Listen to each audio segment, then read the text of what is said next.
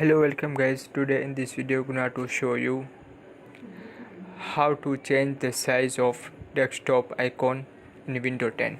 So very easy. Firstly, right click and click on view and choose if you want to large icon.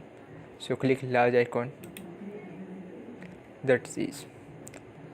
And after again right click on view. If you want to medium icon, so click on medium icon. That's easy. And right click on view. After if you want to small icons, so click on small icon. So that is very easy and simple method. Thank you for watching my video. Please subscribe my channel.